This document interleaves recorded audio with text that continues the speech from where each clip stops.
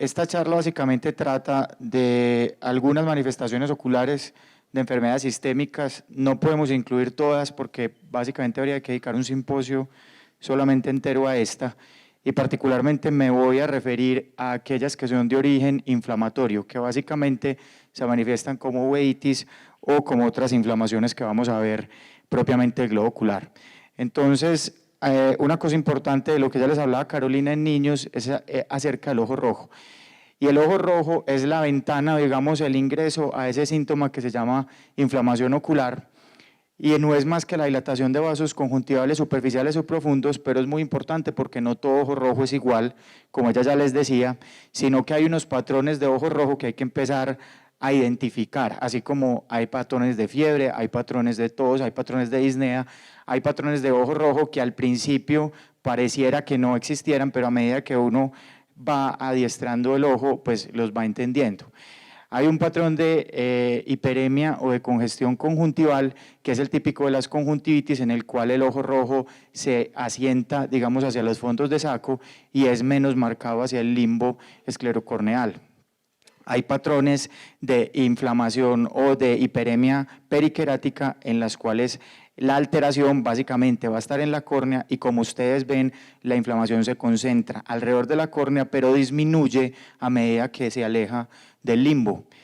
Va a haber inflamaciones de tipo ciliar, en los cuales ya va a haber dilatación de los vasos más profundos de la circulación intraocular, y como ven son vasos radiales, que este es de lo que nos vamos a referir principalmente, y hay patrones mixtos que pueden ser una combinación de todos, en los cuales ya son compromisos mucho más severos a nivel de los tejidos de la superficie del ojo. ¿Por qué se inflama el ojo? El ojo tiene, digamos, una lucha entre un balance entre mecanismos que lo inflaman y mecanismos de los cuales goza como órgano, al ser un órgano inmunoprivilegiado para el cuerpo. Básicamente, ¿por qué es inmunoprivilegiado? Porque no tiene un drenaje linfático directo, a diferencia de otros órganos, porque hay un microambiente ocular donde hay barreras hematoacuosas, hay uniones celulares estrechas, y hay mecanismos complejos inmunes que dependen incluso del vaso, que no se dan en pacientes esplenectomizados, en los cuales el ojo se mantiene completamente, digamos, estéril o digamos aislado de mecanismos proinflamatorios. ¿Esto con qué fin? Con el fin de mantener los medios ópticos transparentes, pues para gozar de ese fenómeno óptico que finalmente es la visión. Pero por otro lado, la balanza se inclina también hacia mecanismos proinflamatorios. La circulación de la coroides, por ejemplo, es tan compleja como la circulación renal. ¿Y qué pasa con esto? Que toda esta red microvascular va a favorecer a que aquí se depositen mecanismos inmunes o incluso infecciosos, que hayan émbolos de enfermedades infecciosas que hacen que sea susceptible de infecciones. Y hay otros, por ejemplo, la inmunogenética y algunos antígenos presentes en los tejidos intraoculares, que hacen que el ojo a su vez sea susceptible. De manera que mientras esta balanza esté, digamos, equilibrada, pues vamos a gozar de medios ópticos transparentes y por ende de una excelente visión. Vamos a hablar entonces primero de la inflamación del tracto uveal, que se denomina uveitis, que para muchos es una ciencia bastante oculta. Básicamente la uveitis afortunadamente se considera una enfermedad poco común, es el 10% de los casos de la ceguera en el mundo, pero es la segunda causa de ceguera tratable en pacientes o en personas que están aún en edad productiva. Un tercio de los pacientes aproximadamente tienen ceguera legal o baja visión, y en Estados Unidos hay una incidencia de 15 casos por 100.000 habitantes año y una prevalencia de 38 casos por 100.000 habitantes. ¿Qué pasa con la uveitis? Que solo la primera vez que un oftalmólogo la valora, en un 17% se encuentra la causa sistémica de dicha uveitis, y el 65% van a tener finalmente, sea en la primera valoración o después, una causa ocular o sistémica asociada a la inflamación. En Colombia particularmente, este es un estudio que estamos llevando a cabo, ya llevamos no lo tenemos actualizado esta diapositiva, pero ya llevamos 549 pacientes a la fecha de hoy. La principal causa de uveitis, digamos con causa determinada, sigue siendo la toxoplasmosis, como lo es en los países similares tropicales, como es Brasil y algunos vecinos. Dentro de las causas autoinmunes, la primera causa de uveitis es las espondiloartropatías seronegativas o espondiloartritis y la uveitis HLA-B27 positiva sin espondiloartropatías, y de ahí en adelante digamos que se derivan una cantidad de causas posibles de uveitis con enfermedades como tan raras como la urticaria vasculítica, la tuberculosis, que afortunadamente es rara, pero puede ser una causa de uveitis, y otras causas más poco comunes. ¿Cómo se clasifica la uveitis? La uveitis se clasifica de acuerdo a la porción de la uvea que esté inflamada, de manera que la uvea, si recordamos, se clasifica como la uvea anterior, que sería el iris, y la porción anterior del cuerpo ciliar, la uvea intermedia, si se puede decir ahí, así que sería el cuerpo ciliar en su porción denominada la pars plana, y la uvea posterior, que sería la coroides. De manera que la inflamación de cada una de estas porciones va a determinar un tipo de uveitis, y si se inflaman todas, se va a denominar panuveitis. Este es un esquema un poquito más claro, donde está el cuerpo ciliar, la pars plicata, que es la porción anterior del cuerpo ciliar, la pars plana, que es la porción más posterior, y la coroides en toda su extensión. ¿Qué sienten los pacientes con uveitis? Los pacientes van a tener un dolor intenso, ojo rojo, que ya vimos que va a ser de características de una hiperemia ciliar, van a tener muchas veces fotofobia y van a tener grados variables de visión borrosa. En los signos clínicos vamos a tener, como les decía, una hiperemia ciliar que puede ser de moderada a severa. La característica son esos vasos radiales que salen del limbo. Va a haber precipitados queráticos, que son unos acúmulos de células a nivel del endotelio, que es la capa más interna de la córnea. Esta es una foto tomada con una lámpara de hendidura con mucho aumento. Esta sería la pupila y esta parte blanca sería el haz de luz iluminando la córnea. Y va a haber presencia, este es otro tipo de precipitados mucho más evidentes, en los cuales no necesita uno lámpara de hendidura para verlos. Va a haber presencia de células o flare en la cámara anterior. Aquí por la iluminación no alcanzamos a ver muy bien, pero si ustedes se detallan, dentro de este haz de luz está iluminando el humor acuoso que hay en la cámara anterior. Nuevamente es una foto con demasiado aumento, y dentro de ese haz de luz hay una cantidad de punticos flotando. Esa cantidad de punticos se denominan células, son células, casi siempre leucocitos, flotando en el humor acuoso, y el flare va a ser el hecho de que el haz de luz tenga un borde y se pueda ver. En pacientes normales, la cámara anterior o el humor acuoso es ópticamente silente, es negro. Esto uno lo ilumina y no se va a ver la luz. Es como cuando hay la luz de un proyector en un teatro, que ustedes pueden ver el haz de polvo, si se puede decir, y las partículas flotando dentro de él, es a lo que se puede asimilar. También puede haber, este es el flare, muy clarito, ¿sí? Ahí tienen, esta es la córnea, este es el cristalino, y este rayo de luz está en la cámara anterior, el paciente tiene la pupila dilatada. También puede haber sinequias, que son adherencias del iris al cristalino, las cuales pueden ser posteriores si se adhieren al cristalino y anteriores si se adhieren a la córnea. Y pueden haber otros hallazgos como queratopatía en banda, que son acúmulos de calcio a nivel del subepitelio de la córnea, y otras como escleritis, que vamos a ver más adelante, y queratitis. Algunos uveitis son tan evidentes que la inflamación es tan severa que se decanta por gravedad a nivel del ángulo camerular inferior. Esto se denomina hipopion y es la presencia de leucocitos decantados ahí. Tradicionalmente hemos asociado el hipopion con infección, porque en muchos casos, por ejemplo, endoftalmitis endógenas o exógenas, ese hipopion no es estéril, está contaminado por bacterias, pero en los casos de uveitis ese hipopion es efectivamente estéril, solamente son leucocitos. Y estas son algunas causas de uveitis con hipopion. No todas las uveitis producen hipopion. De hecho, si un paciente tiene este signo, uno básicamente se enfoca en estas 3 uveitis, sin mencionar algunas otras en las cuales es un poco menos común el signo. De manera que las uveitis anteriores tienen una etiología que puede ser autoinmune, puede ser infecciosa. Dentro de las autoinmunes, las que les subrayo en amarillo son las más frecuentes, por lo menos en nuestro medio. Las espondiloartritis, en las cuales pues sabemos que la enfermedad más común es la espondilitis anquilosante. También tenemos la artropatía psoriática, la artropatía asociada a enfermedad inflamatoria intestinal, entre otras. la uveitis anterior asociada al antígeno HLA-27 sin presencia de espondiloartropatías, la artritis idiopática juvenil, que es una causa muy importante en niños, la sarcoidosis, la uveitis idiopática y se desprenden otras causas menos frecuentes. Dentro de la etiología infecciosa, la causa más común de uveitis anterior infecciosa en nuestro medio es la uveitis de tipo herpética, ya sea por herpes simple, tipo 1 o 2 y herpes zóster. También la sífilis, la tuberculosis y mucho más raro estos agentes o etiología infecciosa. ¿Qué hacer con un paciente que tiene uveitis? Pues básicamente el tratamiento, uveitis anterior, perdón, básicamente el tratamiento es con esteroide tópico y cicloplégico. El esteroide de elección es la prednisolona acetato al 1%, es un medicamento pues, que incluso está en el POS.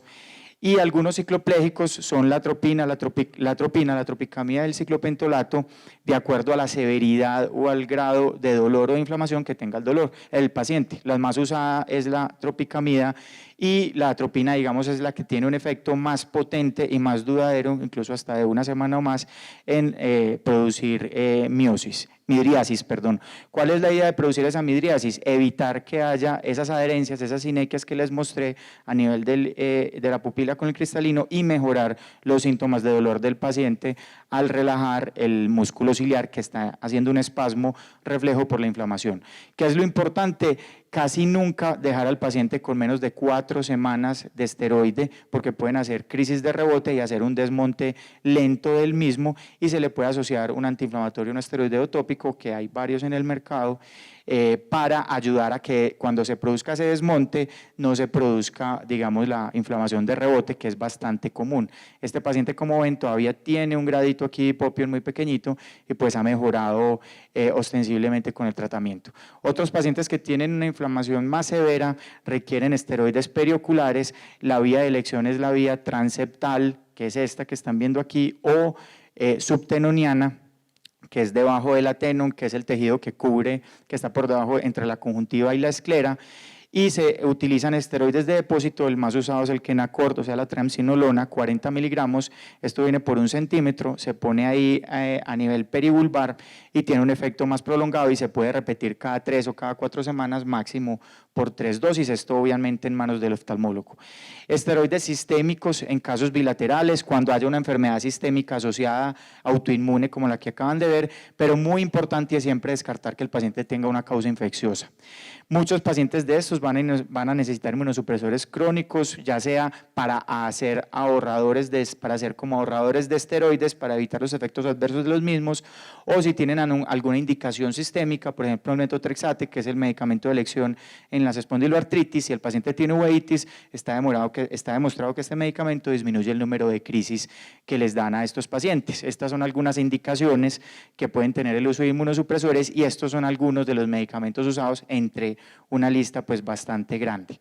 Pasando a la uveitis intermedia, en la cual ya les expliqué que la inflamación predominante está a nivel de la pars plana, esa inflamación se va a ver sin embargo reflejada en el vítreo. Ustedes ya vieron que el humor vítreo es prácticamente el 70, un 60, un 70%, hasta un 80% del volumen del globo ocular, y si ese gel o ese fluido vítreo se inflama, pues el paciente va a tener estos síntomas, va a tener la visión de moscas flotantes, que es llamada miodesopsias, va a tener grados variables de visión borrosa, y una cosa muy importante es que los pacientes con uveitis intermedia rara vez tienen dolor ocular o ojo rojo. Estas son las famosas miodesopsias que muchos de ustedes las pueden tener sin querer decir que tengan el vítreo inflamado, que los pacientes suelen ver cuando hay fondos claros, blancos, una piscina, un cielo azul, y que se mueven cuando el globo ocular se mueve porque flotan esas partículas en el humor vítreo. ¿Qué vamos a ver en esos pacientes? Básicamente una persona con un oftalmoscopio directo, como el que usan la mayoría de ustedes, va a haber una opacidad en medios al hacer el fondo de ojo. Definir si esa opacidad de medios está en el vitro, en el cristalino, en la córnea, en la cámara anterior, con un oftalmoscopio directo no es fácil. Se intuye muchas veces que no está en la córnea o en el cristalino, pero básicamente nosotros con la lámpara hendidura vemos presencia de células, que son todos estos punticos que ven, ahí estamos retroiluminando el cristalino y enfocándonos detrás del cristalino, y con más detalle podemos ver depósitos a nivel del vítreo inferior, esto está por delante de la retina, esto está a nivel del vítreo, que se llaman bancos o bolas de nieve.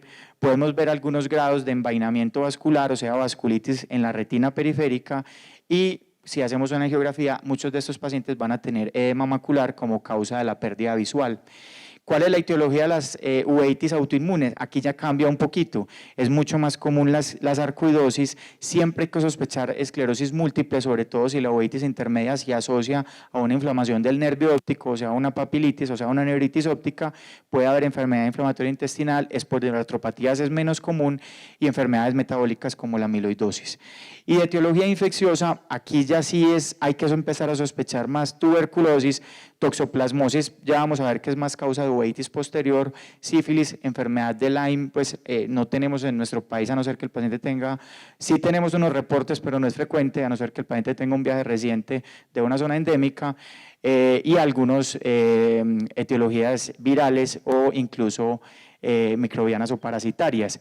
Cuando se trata de una uveitis intermedia, algunos pacientes suelen tener visiones buenas, mayores de 20-40, algunas veces no se deben tratar, pacientes con visiones por debajo de esto está indicado el tratamiento, que tengan edema macular, inflamación de la vasculitis retinal asociada o una inflamación marcada, pero siempre, siempre, siempre y sobre todo en una uveitis intermedia, descartar una enfermedad infecciosa. Esta es una aproximación, digamos, escalonada del tratamiento de la uveitis intermedia. Uno debe empezar con esteroides perioculares, o sea, inyecciones como las que vieron, porque aquí las gotas son inefectivas. Los esteroides tópicos no pasan del cristalino, por lo tanto las concentraciones que logran en el vítreo son inefectivas para desinflamarlo.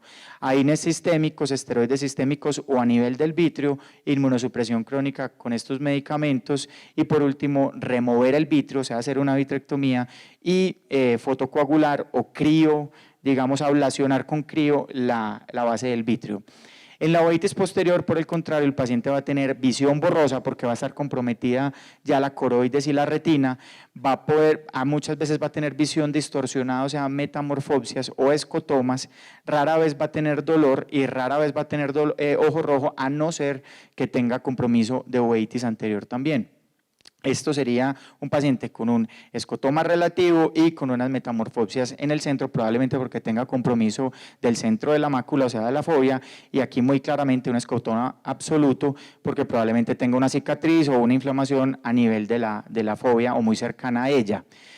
¿Qué vamos a ver clínicamente? Vamos a ver lesiones retinales, o sea, retinitis, como esta lesión, ¿sí?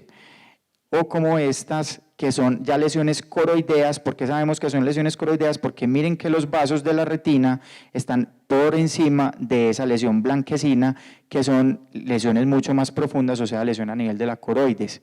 Estos pacientes pueden tener también papilitis, borramiento de los bordes de la papila, eritema, edema de la misma, pueden también haber grados variables de vasculitis retinal y muchos pueden tener acúmulo de líquido debajo de la retina que se denomina un desprendimiento de retina seroso o inflamatorio, diferente al desprendimiento de retina más común que hay, que es el desprendimiento de retina regmatógeno, que es el que se produce en los miopes. ¿Cuál es la causa más común de uveitis posterior en nuestro medio? De las autoinmunes está la sarcoidosis, la enfermedad de Behçet no es muy común, pero vemos algunos casos, el lupus eritematoso sistémico y una enfermedad que no sé si alguno de ustedes ha escuchado, que es la enfermedad de Burkitt-Yamanagi-Arada, que se considera una enfermedad uveo-meningea, es decir, que afecta tanto la uvea como las meninges y que se caracteriza por varios hallazgos clínicos, por irritación de las meninges en los estadios agudos y en los estadios más tardíos puede haber aparición de vitiligo, decoloración del pelo y signos muy característicos a nivel de los tejidos uveales y esta otra cantidad de etiologías autoinmunes menos frecuentes. En las infecciosas, como les mencionaba, ojo con esta que va a ser siempre la primera que hay que sospechar en nuestro medio, seguida de la tuberculosis, la sífilis, estas dos se consideran gran simuladoras a nivel del ojo, por último virales y otra serie de patógenos infecciosos. El tratamiento pues va a ser el tratamiento específico para una patología infecciosa. Si es sífilis siempre se debe tratar como neurolúes con el esquema que tradicionalmente se ha usado. Si el paciente no tiene una alergia a la penicilina, Tuberculosis se debe tratar mínimo por 9 a 12 meses. Toxoplasmosis, el tratamiento de elección es la sulfadiazina pirimetamina, pero no se consigue en nuestro medio, por lo tanto utilizamos medicamentos alternos como el trimestoprim sulfa y la clindamicina, y muchas veces, así sea una uveitis posterior infecciosa, se debe asociar un esteroide sistémico para minorar el daño inflamatorio que tenga sobre los tejidos uveales. En el tratamiento de las autoinmunes siempre se debe descartar una causa infecciosa y siempre debe dar tratamiento sistémico, porque a nivel de tejidos de coroides y retina no llegan las gotas, rara vez tampoco sirven los perioculares, y todos estos pacientes terminan utilizando inmunosupresores como ahorradores de esteroides. Tratamientos tópicos solamente si tienen uveitis anteriores asociadas, y perioculares o intravítreos, como les dije, en algunos casos excepcionales, pero la mayoría terminan en tratamiento sistémico. Para terminar corto, la inflamación de la esclera, que se denomina escleritis. Básicamente la esclera es ese casquete blanquecino que recubre la gran parte del globo ocular, que le da una protección mecánica, pero que tiene una predisposición a fenómenos autoinmunes muy altos por el tipo de colágeno que tiene y por ser un tejido altamente avascular. Por lo tanto, es blanco preferido de vasculitis obliterantes o isquémicas, como vamos a mirar. Se puede clasificar como escleritis anterior y posterior. La anterior se caracteriza por zonas muy bien delimitadas de ojo rojo, edema de la esclera, puede ser difusa, puede ser nodular si hay presencia de nódulos, puede ser necrotizante con inflamación si empieza a haber destrucción de la esclera y empieza a aparecer la úvea, o sea, la pars plana o la coroides que está por debajo. Puede ser necrotizante sin inflamación y puede ser posterior, que clínicamente no puede evidenciarse y que solamente se puede diagnosticar a través de una ecografía. Estas son las etiologías de la escleritis. El 60% de las escleritis son de tipo autoinmune, y las dos patologías más frecuentes, yo diría que entre estas dos está un 70, un 80% de la causa de escleritis, es la artritis reumatoidea y el lupus. Y si aquí hay estudiantes de medicina, que me imagino que sí, cuando ustedes estudian estas dos enfermedades, estoy seguro que en ninguna parte ven que sea un signo clínico, y créanme que es bastante frecuente en estos pacientes. Otra muy común es el antiguo Wegener, llamada hoy en día granulomatosis con poliangitis, y estas otras causas menos frecuentes. Dentro de las infecciosas, que son solo un 10%, hay que sospechar tuberculosis, sobre todo si son nodulares, sífilis, herpes y otras más raras. Y hay metabólicas y de otra etiología, como postquirúrgicas, y la idiopática, que finalmente no se encuentra la causa. Estos son algunos pacientes reales que yo he evaluado, fotos hechas por mí. Esta es un paciente que tiene una destrucción completa de la esclera superior con una granulomatosis con poliangitis. Miren cómo se expone completamente el cuerpo ciliar, y este es su otro ojo con un adelgazamiento severo de la esclera a ese nivel. Este es un paciente masculino con artritis reumatoidea. Este es su ojo derecho con una exposición de la uvea aquí inferior y un adelgazamiento severo en su ojo contralateral, casi en 360 grados, que deja traslucir, y por eso es ese color característico, la uvea que está por detrás de la esclera. Estos son pacientes activos con una escleritis anterior difusa, una paciente con artritis reumatoidea y una escleritis nodular anterior. Y el tratamiento básicamente para nosotros va a ser esteroide tópico, el de elección prednisolona acetato, cicloplégicos por dolor, AINES también, y siempre asociarle inicialmente una INE vía oral, puede ser ibuprofeno, naproxeno con adecuada protección gástrica, esteroides sistémicos en casos severos, refractarios o bilaterales. Y me informas en casos, por ejemplo, de artritis reumatoidea, que es la principal patología, en formas no necrotizantes, esteroides sistémicos y fármacos modificadores de la enfermedad, el metotrexate de elección en este caso, y en formas necrotizantes incluso se usa la ciclofosfamida, y hoy en día con el advenimiento de los anti-TNFs, hemos también tenido muy buenos resultados, e incluso con los anti-CD20 como el rituximab. La epiescleritis, ya vimos la gravedad de la escleritis, ahora pasemos a algo un poquito más leve. Es una inflamación también de la esclera, pero de la capa más superficial de la misma. Se puede clasificar también como anterior difusa y nodular y como posterior. Estos pacientes no van a tener dolor, a diferencia de los pacientes con escleritis. Los pacientes con escleritis, el dolor los levanta por la noche, tienen cefalea ipsilateral, el dolor es irradiado, muy intenso, no los deja dormir. Estos pacientes, por el contrario, van a tener ardor, van a tener prurito, sensación de cuerpo extraño, y muy rara vez van a tener dolor. Estos son ojos rojos mucho más leves, más localizados, no tienen esa apariencia violácea que tenían la escleritis, son más rojizos, por decirlo así, pueden ir asociados a nódulos o no, porque ya vimos que hay epiescleritis nodular también. Y una forma de diferenciar la escleritis de la epiescleritis es hacer el test aplicándole una gota de fenilefrina al 10% que se consigue en nuestro medio y esperar el blanqueamiento de los vasos. Si hay un blanqueamiento completo de los vasos es porque la inflamación efectivamente es del plexo superficial y se va a tratar de una epiescleritis, y si persiste dicha hiperemia va a ser más una escleritis. La otra forma es porque los vasos son móviles y porque tienen un patrón más radiado a diferencia de la otra. La epiescleritis, al contrario de la escleritis, va a tener una etiología mucho más